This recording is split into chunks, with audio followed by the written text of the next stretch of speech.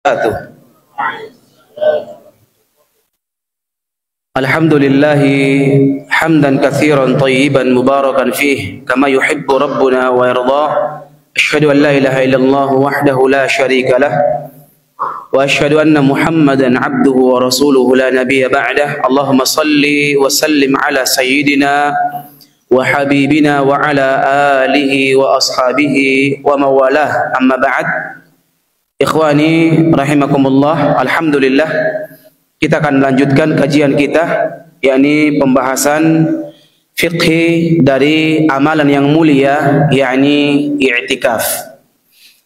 Pembahasan pada kesempatan ini maka kita akan membahas yakni rukun-rukun i'tikaf. Jadi i'tikaf itu walaupun hukumnya tidak wajib tapi ada rukunnya, Pak. Rukun ini sesuatu yang wajib dalam ibadah tersebut. Dan kalau tidak ada, maka bukan i'tikaf namanya. Yang pertama, lokasi yang digunakan untuk i'tikaf. Ya. Ini disebutkan dan ini jumhur ulama. Kebanyakan para ulama berpendapat bahwa i'tikaf itu harus di masjid. Harus di masjid. Memang ada ulama yang lain yang mengatakan selama tempat itu adalah tempat sholat maka boleh dipakai untuk i'tikaf. Tapi pendapat yang lebih kuat, tempat untuk i'tikaf harus di masjid, dan ini rukun, Pak. Rukun dalam i'tikaf. Apa dalilnya? Dalilnya jelas. Ya, Allah mengatakan wala tubashiruhunna wa antum aakifuna fil masajid. Allah mengatakan, tetapi janganlah kamu tubashir, yakni campuri mereka itu, jangan kalian mendatangi istri kalian. Ya, wa antum aakifuna fil masajid, sedangkan kalian sedang beriktikaf di mana? Di masjid. Langsung disebut masjid. Ya. Dan para ulama mengatakan bahwa ketika Allah menyebutkan sesuatu tempat, maka ini berarti suatu hal yang ma'ruf, dikenal. Ya, sesuatu yang dikenal. Dan ini pendapat yang lebih kuat. Nah, terus bagaimana? Yang manakah yang dimaksud dengan masjid? Ini masih perselisihan para ulama juga. Ada beberapa pendapat.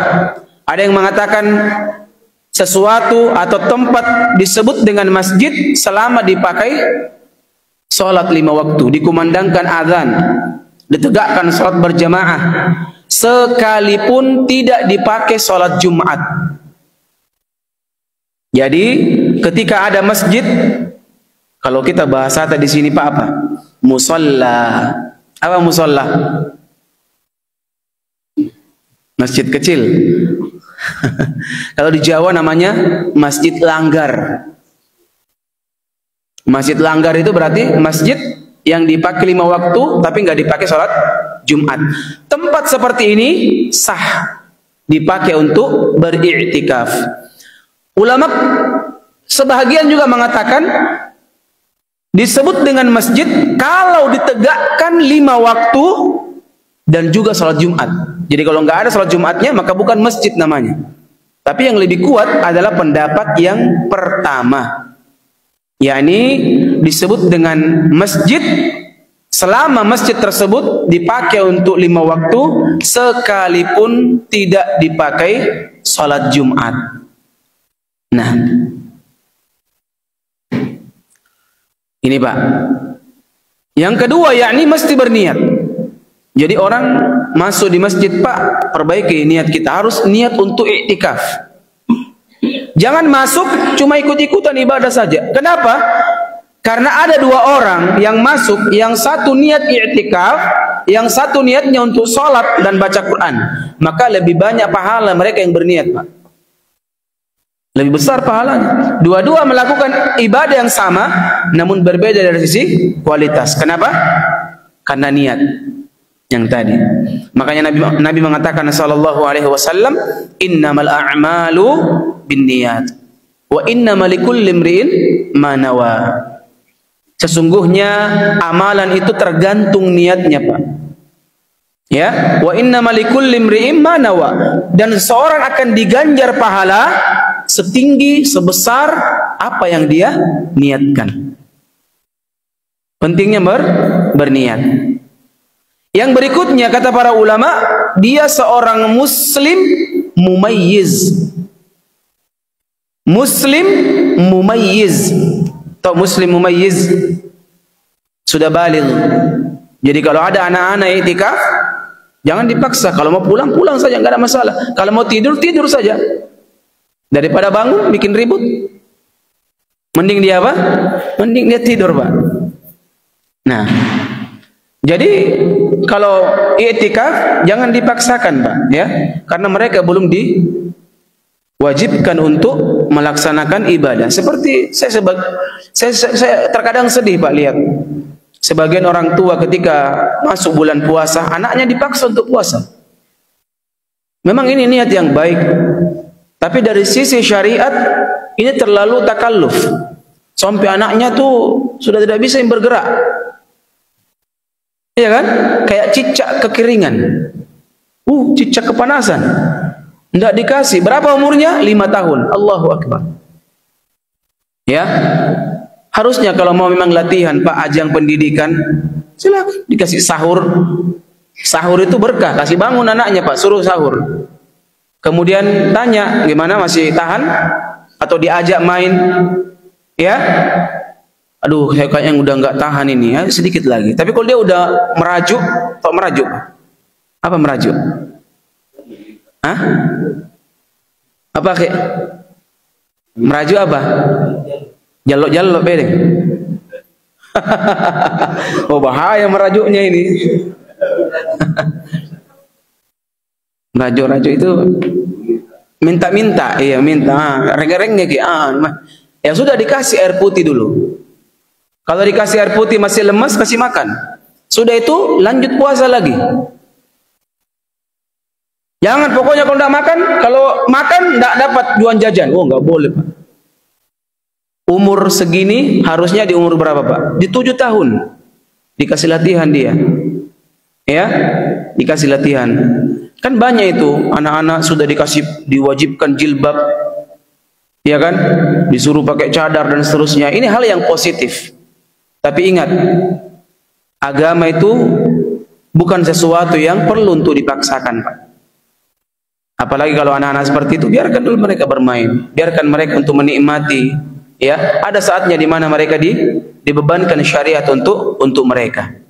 Nah, jadi ini muslim yang mumayyiz. Kemudian bagaimana hukum wanita yang ikut menetap di masjid? Hukumnya disunnahkan juga sama dengan laki-laki. Ya, wanita boleh datang ke masjid untuk i'tikaf selama ada tempat dan aman, nggak ada masalah. Dan ini syariat karena sahabiat zaman dahulu ikut juga untuk i'tikaf. Para wanita Ansar, wanita Muhajirin, mereka datang ke masjid untuk nginap dengan syarat izin dengan walinya. Tiba-tiba suaminya mau tidur, kemana mak? Telepon, di mana mak? Di masjid, Pak. Subhanallah. Nggak izin. Nggak bisa, Pak. Nggak bisa, ya, nggak boleh. Harus izin dengan suaminya. Kemudian bagaimana hukum bagi wanita yang haid? Ini perselisihan para ulama. Karena syarat seseorang masuk ke masjid itu dengan suci. Dan orang yang haid tidak dalam keadaan suci. Ini sebahagian para ulama. Ulama yang lain mengatakan tidak ada dalil. Wah, ini lebih tegas lagi, Pak. Tidak ada dalil di mana Nabi Shallallahu Alaihi Wasallam mengkhususkan bahwa kalau haid nggak boleh datang ke masjid. Ya, tidak boleh. Nah, karena para wanita dahulu mereka nginap sampai 10 hari, Pak. Nginap sampai 10 malam di masjid. Dan bisa saja, ya, bisa saja di antara mereka ada yang haid. Tapi tidak ada riwayat yang menyebutkan bahwa ada para sahabiah di tengah-tengah i'tikaf ini 10 hari ini mereka pulang ke rumah. Nggak ada. Oleh karena itu pendapat yang lebih kuat yang ini juga yang kita yang kita pilih ya, bahwa wanita yang haid itu boleh ke masjid untuk i'tikaf. Apa yang dilakukan? Ngaji, baca Quran, berzikir, berdoa di masjid. Karena memang tempatnya Pak, timingnya orang bilang. Ini timingnya. Nggak akan mungkin didapatkan kecuali di bulan Ramadan. I'tikaf itu nggak ada Pak, kecuali di bulan Ramadan. Nah, kemudian jemaah yang dimuliakan oleh Allah Subhanahu wa taala. Ini berikutnya pembatal-pembatal i'tikaf. Yang pertama, dia berniat untuk membatalkan. Jadi kalau dia sudah berniat untuk membatalkan meskipun masih di masjid, maka batal i'tikafnya, Pak. Dan i'tikaf itu Pak minimalnya sesaat. Sesaat di masjid. Jadi bapak-bapak mungkin ibu-ibu yang masuk di masjid antara maghrib dan isya, niatkan i'tikaf Pak. Masuk di masjid maghrib, keluar nanti selesai tarawih, niatkan untuk i'tikaf. Maka mendapatkan pahala i'tikaf. Nah, jadi i'tikaf itu tidak mesti satu malam suntuk Pak sampai subuh, nggak mesti. Kapanpun, berapa jam pun, berapa menit pun, selama dia meniatkan, maka dia mendapatkan pahala i'tikaf. Ini. Kemudian pertanyaan berikutnya, apa yang dilakukan ketika i'tikaf? Banyak Pak. Utamanya kalau orang i'tikaf itu Pak, banyak berdoa. Banyak berdoa. Ketika orang i'tikaf Pak, amalan yang dikencengkan, digaspol itu doa. Kalau mau mengalahkan ngajinya, zikirnya, nggak ada masalah. Doa yang paling banyak. Karena ini waktu yang mustajab. Kalau perlu nggak tidur Pak. Kalau perlu nggak tidur. Karena tidur itu aduh gampang sekali jika lu tidur Pak. Pagi hari tidur aman. Ya, kalau akan ada waktu tidur itu sampai bosan kita. Nah, jadi perbanyak doa kepada Allah Subhanahu wa taala. Allahumma innaka afu. Kata Aisyah, ya Rasulullah, apa yang aku ucapkan ketika bertemu dengan Lailatul Qadar? Nabi mengatakan, taharru, perbanyak, betul-betul kalian minta, Allahumma innaka afu, tuhibbul afwa, fa'fu anna. Allahumma innaka afu, tuhibbul afwa, fa'fu anna. Atau Allahumma innaka afuwun karimun, tuhibbul afwa, fa'fu anna. Itu banyak-banyak minta kepada Allah. Minta maaf, minta diampuni oleh Allah Subhanahu wa ta'ala. Kemudian perbanyak sholat, utamanya kalau sudah masuk tengah malam Pak. Mungkin Bapak Ibu mau tidur ya, ambil cepat wudu, kemudian kalau sudah capek ngaji, sholat 2 rakaat. Kalau bisa sholatnya Pak agak panjang, jangan asal sholat. Saya tidak hafal Ustaz. Nah, ini masalah, nggak ada hafalan. Solusi bagi yang pas-pasan, minimalis hafalannya Pak. Atau minimalis hafalan. Diulang-ulang saja Pak, nggak ada masalah. Saya hafalan Ustaz cuma 3 kul, nggak ada masalah. Tapi kalau dibaca 90 kali, ngapain? Tidak 1 jam itu. Allahu Akbar. Waladdallin. Amin. Bismillahirrahmanirrahim. Qul huwallahu ahad, Allahus samad. Terusnya, qul a'udzu birabbil falaq, qul a'udzu birabbin nas. Terus, habis baca lagi, qul huwallahu ahad. Baca ulang terus, Pak. Sambil kita resapi maknanya. Ya. Kemudian salam, kemudian baca lagi terjemahannya, Pak, untuk membantu hafalan kita. Qul huwallahu ahad, katakan dialah zat yang maha esa, Allahus samad, yang maha berdiri sendiri, lam yalid wa lam yulad, yang tidak beranak dan tidak diperanakkan, wa lam yakul lahu kufuwan ahad, yang segalanya bergantung kembali kepadanya. Tambah hebat itu Pak salat itu. Kalau memang belum manjur lagi itu Pak, pegang Al-Qur'an. Pegang Al-Quran, jangan Al-Quran besar, yang kecil-kecil saja. Itu Al-Quran besar nangka, Masya Allah. Yang kecil saja Pak, Al-Quran kecil atau handphone boleh. Salat sunnah boleh pegang handphone Pak, tapi untuk ngaji bukan balas WhatsApp. Ambil, baca, matikan datanya Pak. baca supaya innal ladzina kafaru sawa'un 'alaihim dari belakang dilihat, wah di depan Allah anak panjang bacaannya, pas dari depan nggak ada masalah. Lihat Al-Quran ketika sholat sunnah itu dibolehkan Pak. Untuk apa? Memanjangkan. Sebenarnya sholat yang diinginkan itu Pak di sholat taraweh itu panjang. Dulu di Saudi, di Mekah Madinah itu 23 rakaat satu malam. Untuk mengejar banyak baca Quran. Itu intinya Pak, banyak baca Quran. Ya. Karena sifat sholatnya Nabi itu qunut. Qunut. Apa qunut? Orang sering terjemahkan qunut ini ya. Allahumma hdina fi man hadait. Apa namanya nih Pak? Qunut kan? Di Indonesia disebut doa qunut itu. Enggak ada. Doa namanya, doa sama doa. Qunut ditafsirkan oleh para ulama panjang berdirinya baca Quran. Ya, tapi insya Allah nanti kalau kita itikaf di sini ya dikasih minimalis juga sesuai. Nggak perlu khawatir Pak, jangan sampai siapa imam Abu Akil.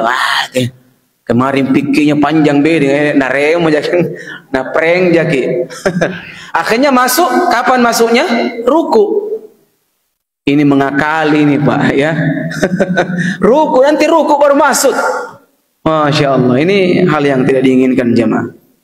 Nah, kapan lagi Pak? Ini Ramadan terakhir kita. Anggap ini Ramadan terakhir kita. Ini yang akan kita bawa nanti setelah kematian. Apa yang kita bawa setelah kematian jemaah? Ya, kecuali amal-amal saleh. Kemudian di malam harinya Pak, kasih besar harapan jemaah untuk bertemu dengan Lailatul Qadar. Ya, Allahumma anzil alaina Lailatul Qadar imana wa ihtisaba. Ya Allah, turunkanlah untukku, rezekikanlah aku untuk bertemu dengan Lailatul Qadar dalam keadaan beriman dan mengharapkan pahala ya Allah. Ya Allah, pertemukan aku, ij'al lana min ibadika.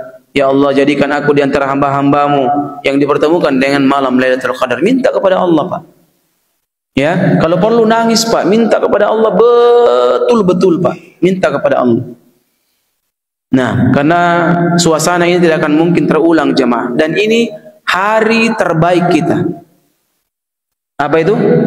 Malam-malam 10 terakhir dari bulan Ramadan.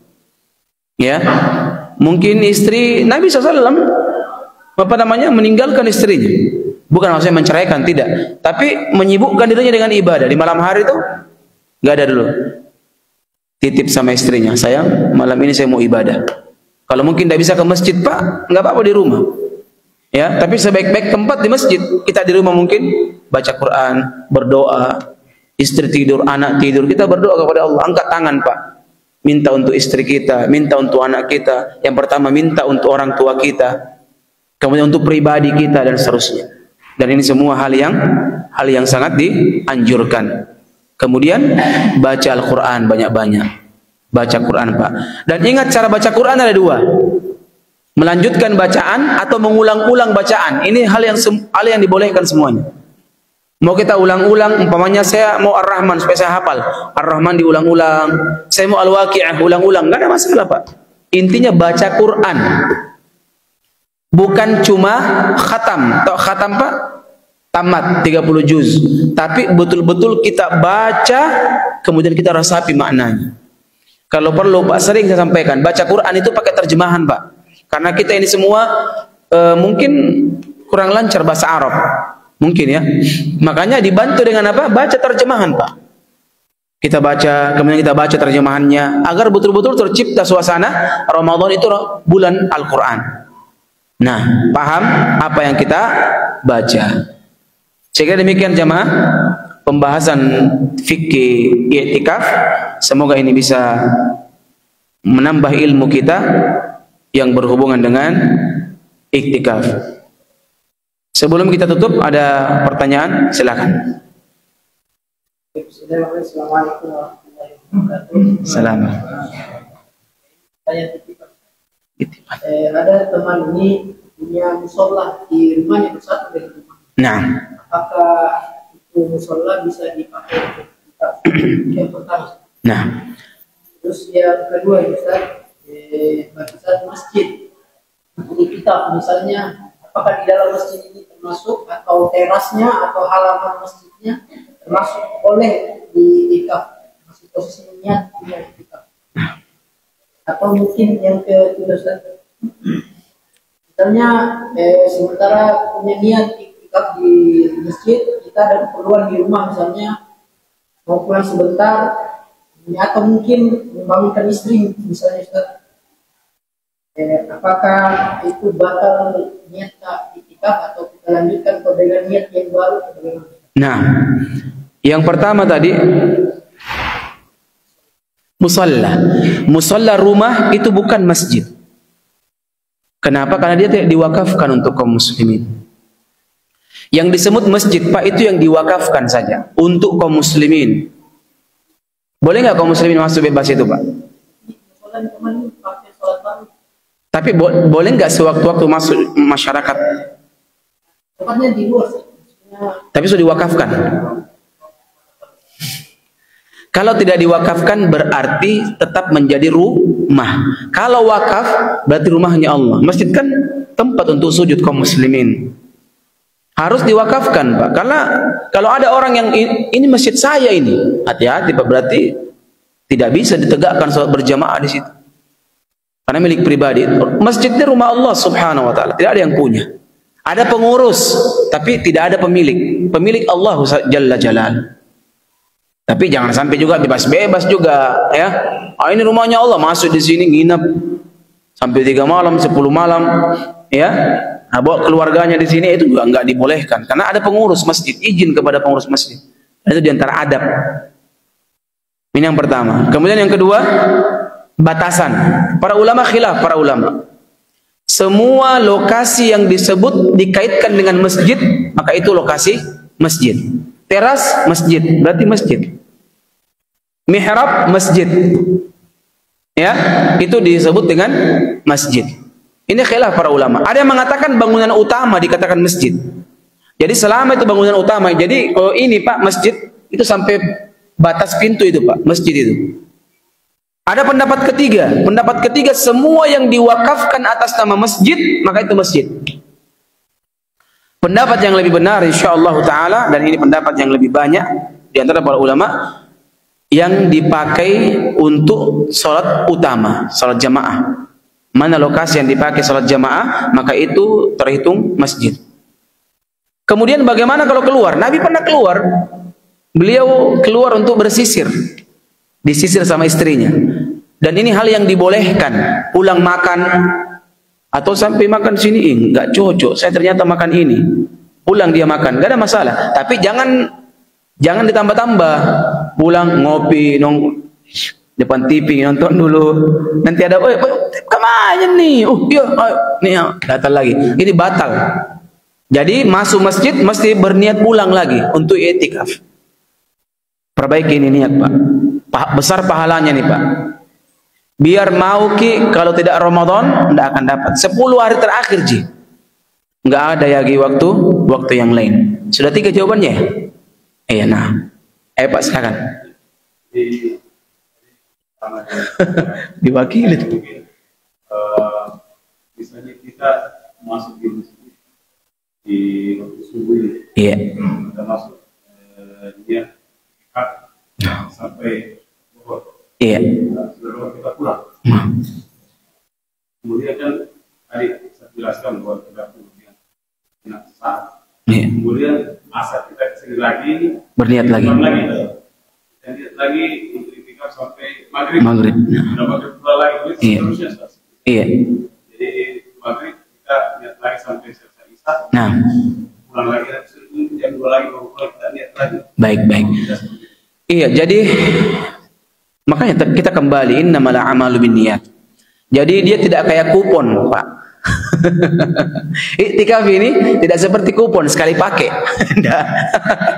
Jadi dalam sehari itu 24 jam, kita mau berniat 5 kali, kita mau berniat 7 kali boleh.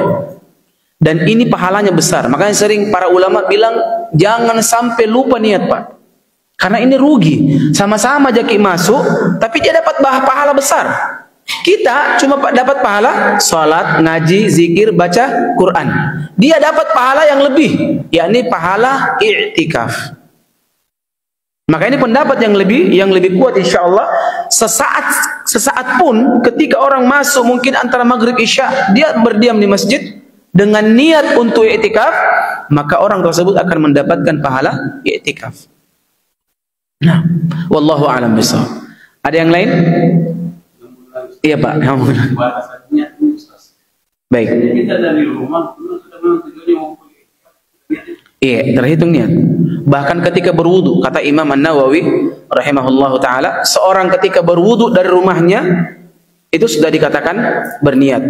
Karena tidak mungkin orang berwudu tanpa sesuatu. Tidak mungkin orang berpakaian tanpa sesuatu. Maka niat di sini kata para ulama, yakni niat itu sesuatu yang disengaja. Jadi menyengaja ingin melakukan sesuatu, itu yang namanya niat. Ya, itu yang namanya niat. Terus bagaimana kalau dilafadzkan? Apakah itu niat? Kata para ulama, kalau dilafadzkan itu bukan niat lagi. Itu namanya ditakrir, diucapkan. Diucapkan ya. Wallahu a'lam bishawab. Ada yang lain? Cukup ya? Alhamdulillah. Semoga ini bermanfaat untuk kita semua ya. Semoga Allah Subhanahu wa taala menjaga kita semua, menjadikan amal saleh kita. Nah, silakan Pak. Salam. Iya. Yang saya mau tanyakan ini mengenai malam Lailatul Qadar. Iya.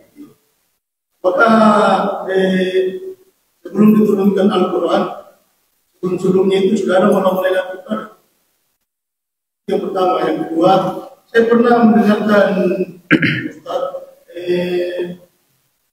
dia berkata seperti ini, Ustaz. Kalau kita menunggu malam Lailatul Qadar, itu ayat apa lagi yang menunggu? Itu yang disampaikan, Ustaz. Jadi sebenarnya malam Lailatul Qadar itu yang disampaikan ini ulama ke saya waktu itu. Sebenarnya kalau kita malam Lailatul Qadar itu kan malam turunnya Al-Quran. Iya. Jadi kalau misalnya kita tunggu malam Lailatul Qadar, ayat apa lagi yang turun? Nah, terima kasih. Saya kembalikan ke iya, masya Allah. Barakallahu fiik. Yang pertama, apakah ada malam Lailatul Qadar sebelum diturunkan Al-Quran?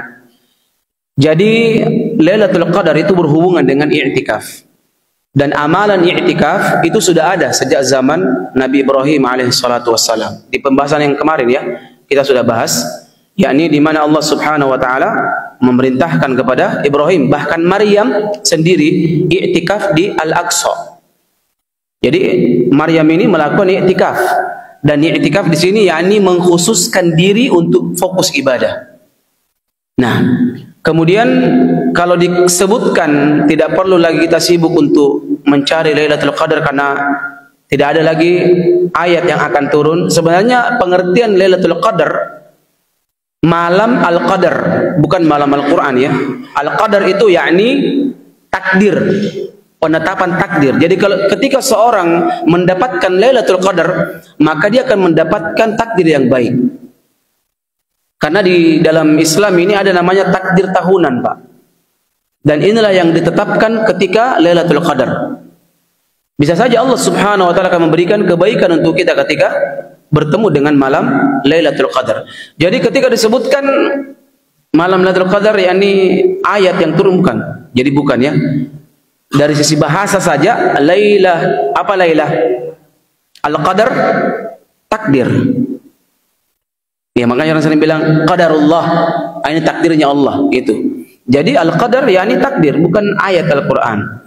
Dan ini dilakukan oleh Nabi sallallahu alaihi wasallam. Bahkan Nabi ketika akhir hayatnya, tahun meninggalnya Nabi di tahun 11 Hijriah, Nabi itu i'tikaf 20 malam.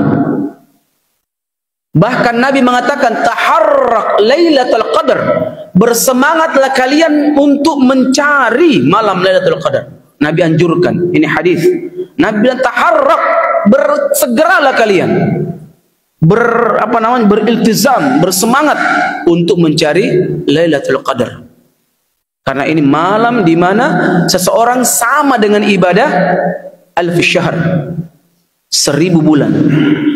Jadi kalau dikatakan seperti itu ya mungkin kita enggak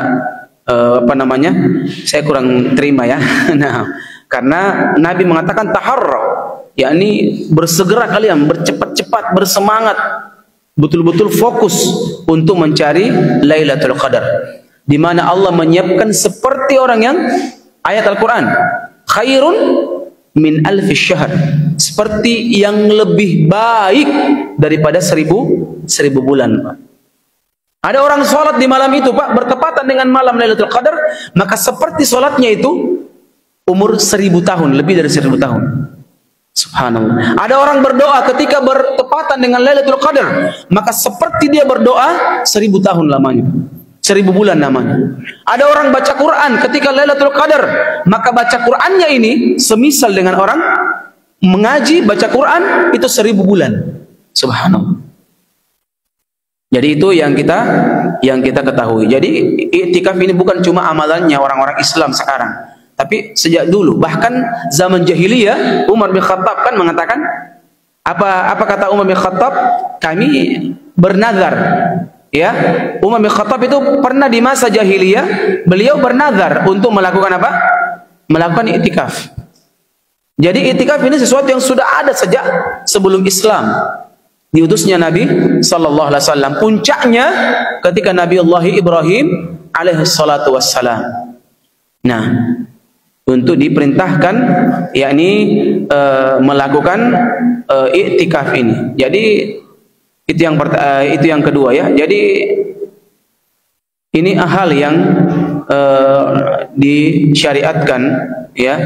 Jadi mencari malam Lailatul Qadar merupakan sesuatu yang disyariatkan. Nah, sesuatu yang disyariatkan. Bahkan Nabi Musa alaihissalam ketika selesai dinyeberangkan oleh Allah Subhanahu wa taala, ketika dikejar dengan Firaun, apa kata Allah Subhanahu wa taala? Mereka sempat beriktikaf. Ya, dalam Al-Qur'an itu disebutkan. Kemarin kita sudah bahas yakni surah wajawazna bi bani Israil, yakni al-bahra atau ala qaumin ya'kifun. Ketika mereka telah dibebaskan dari lautan, mereka beriktikaf. Iktikaf sini sebagai rasa syukur mereka kepada Allah Subhanahu wa taala. Allahu a'lam bishawab. Ini yang saya ketahui, Pak. Terakhir sekali. Oh iya. Silakan.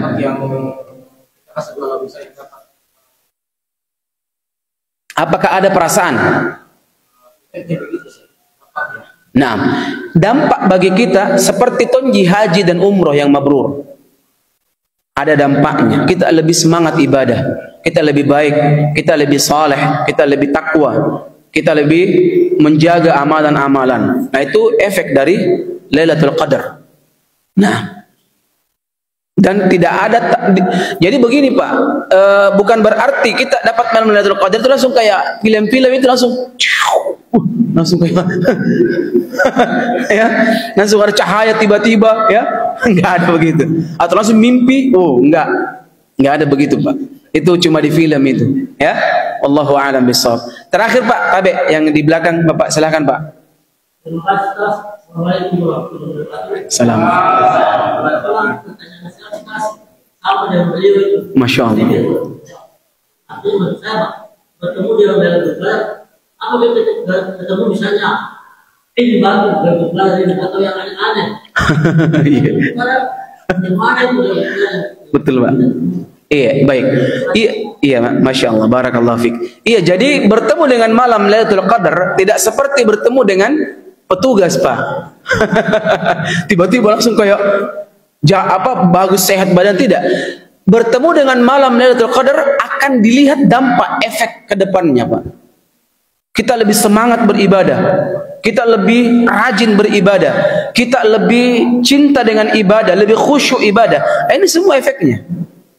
Seperti dengan orang mendapatkan apa? Ustaz, saya ini mabrur atau tidak hajiku? Saya ini mabrurah umrahku atau tidak? Di Saudi, Pak, itu belum bisa menentukan. Kapan? Ketika pulang ke Indonesia.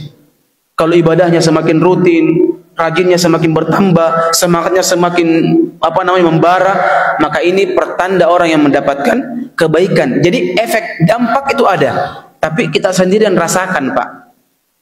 Ya, dirasakan itu, Pak, akan lebih membuat kita lebih dekat dengan Allah Subhanahu wa taala. Dan kalaupun tidak terasa seperti itu, Pak, nanti di hari kiamat kelak kita akan lihat siapa di antara kita yang pernah mendapatkan malam Lailatul Qadar. Karena ini perkara gaib, kita cuma berkata, berucap, menetapkan sesuatu berdasarkan dalil, adapun kepastian dari Allah Subhanahu wa taala. Saya kira cukup, Bapak Ibu. Iya. Iya.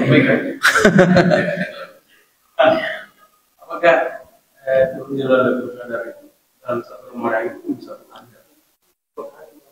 Nah, baik. Yang kedua, apakah yang berkesempatan untuk malam Lailatul Qadar orang yang di Masjid, yang beribadah di apa?